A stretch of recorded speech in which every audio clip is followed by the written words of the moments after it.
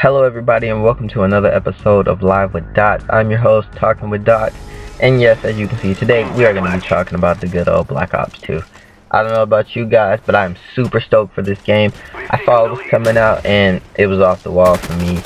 But before we get things rolling, I'm going to let everybody know that I am not on my profile right now. I actually didn't even notice my account was expired, so I am actually on a teammate's account of mine before anybody goes, "This isn't you playing," or something like that.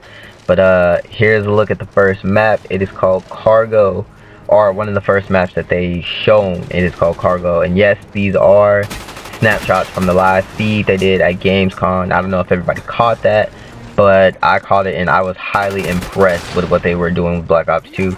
And coming up next is another map, and this is Turbine. Now this was a really interesting map to me at the live feed, and I was kind of ready to get on this and see what it was like. But oh, as you can see, I died right there. Stupid little jump.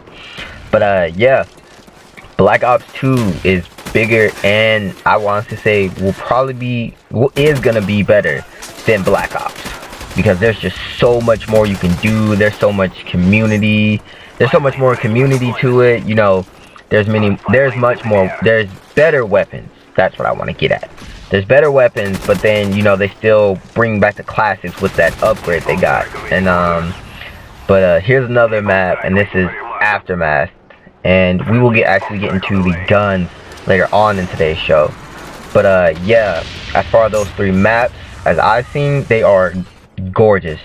You know, their design, you know, they're perfect for just a good run of the map is really what it is. And check out the new loadout screen, looking really good. And as you can see, you have score streaks and not kill streaks.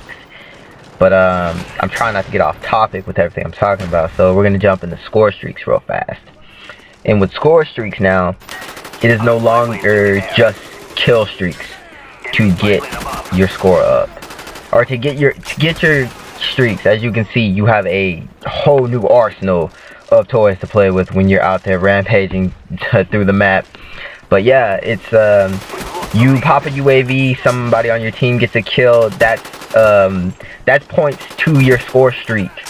And you get a kill, of course, that's points to your score streak. You secure something, points to your score streak. You get it. It's just not kills anymore, you know. You get a ton up, and like in Black Ops, there's a death machine. Well, in Black Ops 2, there's a death machine. But one cool thing about the death machine now is, if you die after you shoot it, you still get to keep the death machine. I hate it when I shot my death machine and somebody came from behind me and just took it away from me. Yeah, it's so annoying. Blah. But yeah, this one is called 100 to kill. We're not really gonna get into a lot of the kill streaks, but 100 to kill. You throw it and it locates a target, bombs down, boom. Like they said, the live feed, a good tip for that is flak jacket. You can survive that, and yes, they did bring flak jacket back. I'm not really gonna get into the perks today, but we're gonna talk about the guns now and talk about the gun loadouts. The gun loadouts, there's actually 10 things you can select, and that's your equipment, your secondary, your first. You know, maybe you want to run with 2 knives. That's possible now. You know, there's just, it's more tuned to you playing. But they brought back a classic of mine, that's the MP7. If you want to run with that, it's one of my favorites in MW3. I run with that gun almost all the time when I unlock it, and it's just a bad boy to run with.